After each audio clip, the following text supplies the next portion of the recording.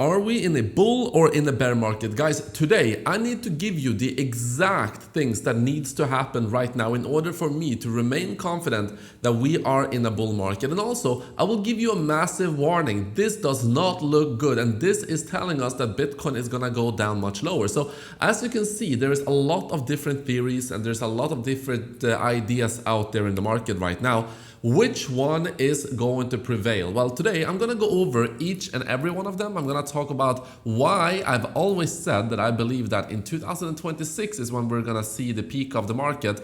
I am also going to go over the bears theories in regards to why we're going to go down much lower for Bitcoin and especially altcoins. Guys, a lot of important things to talk about today. Make sure to stick around from the beginning until the end of this video. Welcome back everybody, my name is Chris, bringing you cryptocurrency videos every day. If you're new to the channel, then make sure to subscribe and activate the bell right now.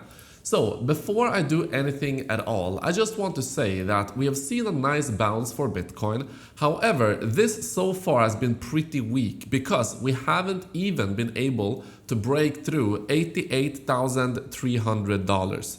So this is very important and we haven't been able to break through it. So this signals, again, weakness in the market. And the question is, are we going to go down another leg down lower in the short term? But a lot of people are asking me, like, why have you been saying for the last year or so that we're going to see the peak in 2026 and not in the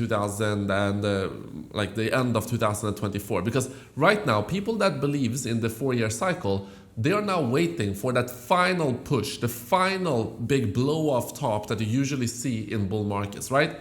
And that is not coming right now. So people are panicking and people are selling because of this. Now, in order to explain why I believe 2026, I have to go back to this chart, which I've been showing you throughout the last few years. And the main thing is that I don't believe really in the 4-year cycles. What I believe in is the liquidity cycle. So when money is cheap, when the governments are printing money, when the governments are cutting interest rates, and all of these fundamental things, when they're stimulating the economy, that is when I believe that Bitcoin and crypto is going to go up. And what I've been saying here is that I thought that we were going to see more liquidity starting to come in at the end of 2025, of course, moving into 2026. So if we look at this, the cycles, they tend to be pretty similar. So you have a blow off top, you have this downwards moving trend, we break through it. It usually takes 378 days or 400 days. And then we have the halving, and then we have consolidation after the halving, this yellow period right here, right? So we usually have that, and then you have a period when we go up, boom, you make a new high, and then same thing happens. Consolidation, boom, boom, halving, sideways action, blow off top. So we've had something similar right here. So the downwards trend, the about 400 days or so, right here, this blue, the consolidation, and then this is where I thought at the very earliest, this is where I thought we would see the peak. Now, this is just like the very earliest. I actually think that the peak for Bitcoin has been delayed. Why? Because of the liquidity cycle. So while I did think like 1 year ago, I thought that the liquidity would start to really increase towards middle of 2025, which would mean that, okay, at some point in 2026. Now, this is very hard to predict, of course, because you're making these predictions years in advance. So if you go back to my videos, I've been saying the exact same thing. So the liquidity has been delayed a little bit. The interest rates have not been cut as fast as we originally thought. The quantitative easing is not happening as fast as we initially thought. The quantitative tightening just stopped right now. We're going to see the midterms elections. So we're going to see a lot of different things. We're going to have the stimulus checks from the US stimulating the economy.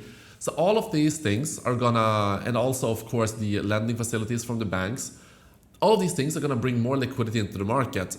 And that's why this chart remains the same. And I believe that at some point in 2026, we are going to see the peak of the market. Now, that's not to say, and a lot of people seem to be very confused by this, I've always said that until then, you need to be a bit careful because we're also going to see volatility towards the downside. So for everyone that were waiting for the peak to happen, essentially right now, they've been expecting the peak to happen just right now, they are wrecked, of course. and they are panic selling because obviously we're pretty far from the peak. But if you believe we're in a bear market, I want to, like I said a few weeks ago, we have gone down by about 34%, right? So from the peak here, 36, 34, down to the wickets, 35, 36. So that's all great. But the same thing when we saw the drops previously. Here we also went down by 34%. And I said the same thing here. Be careful, we could go down lower. However, I think that the bull market is not over. And I think that we're going to continue to trend upwards eventually. And I said the same thing here, right? So here we went down by 33%. People were also saying this is the end, Bitcoin is going to go down to zero. I said, I think that this is a good buying opportunity. And I think that we are going to actually go up higher eventually. So this one, like I showed you, 35, this one, 33, and this one has been right now at 34%, but like 36%. So the pullbacks are very, very similar. And my ideas in this pullback, it's the same as we saw in these previous pullbacks. That we're gonna go sideways. It's gonna take a while because there's a lot of resistance now above us. There's a lot of resistance, and I do believe that it's gonna take a few months at least. That's why I'm saying like 2026. That's always when I've said that the peak of the market is gonna be. So why would I change that now because we have been going down? I think that this is a pullback, obviously, but then we're gonna turn around and we're gonna go up. Now, some people will call this hopium. Some people will say that I have no idea what I'm doing. And that's fine. I've always, put my money where my mouth is. If I get wrecked, I get wrecked. If I make gains, I make gains. But to each their own, and you may need to make your own decisions. That's why I'm giving you both scenarios. I'm giving you the bullish scenario, why I personally believe the way that I do, and I'm also giving you the bearish scenario. And I'm gonna continue to share that with you. So let me show you this. So this is something I posted on Twitter. Make sure to follow me on X if you are not following me. I think this is the first time I actually called it X and not Twitter. So here you have the 200 week moving average, the orange line. Every single time when we are broken down below it, we have actually come back down and also retested the 50 week moving average. The 50 week moving average right here, boom, the blue line. So we drop below it, boom, 50 week moving average, and then we go back up to the 200. That's a pattern that you usually see in every bear market. So here you see the same thing. Boom, we go back down. Here you actually retested the 200 week moving average again. And then we went down to the 50 week moving average and we had support here. And then you can see here as well. Boom, we went down below the 200 week moving average, went down to the 50, and then boom, back up. Here again, we went below the 200 week moving average. We retested it on the way up. Boom, straight down to the 50 week moving average. So the 50 week moving average, and you can see that we are very clearly below the 200 week, but the 50 week moving average is currently at $56,000. So this will of course scare a lot of people. Are we going to go down to 56K? So that's why I'm giving you both different scenarios here. And at the same time, I'm telling you what I personally believe. I don't think that we're gonna go down to $56,000. So I'll make that very, very clear. But hey, if you're a massive bear, then check this out. And this is gonna give you, confidence in the bearish trend or the bearish trade if you are in a short trade, so to speak. Now, let me go back here. And I showed you this. I showed you the long-term chart. I also want to show you the traditional markets. This also gives me confidence that Bitcoin is going to continue to trend upwards and that we're gonna reach a new peak in this cycle. Now, should we then call this a bear market or not because we have gone down by 30%? Well, like I said, would you call these previous pullbacks as well a bear market, or was this just a pullback before more pumps? Now, for me, it doesn't matter how we define this. The key point is that I believe that we're going to go up higher again. All right, whether it's going to take 6 months, 9 months, 3 months, I don't know. But at some point in 2026, my base case is that we're going to see a new high for Bitcoin. And this is for Bitcoin, by the way, guys. For altcoins, I would be much more careful. I've said from the very, many years ago when I started my crypto content, altcoins is just for short-term gains. And then the most important thing is to accumulate as much Bitcoin as possible, right? So let me continue here. So traditional markets are going up. So this gives me more confidence in that trade. Gold also is going up. So all of the things in the market, they are lining up right now, in my opinion. And it's looking pretty decent.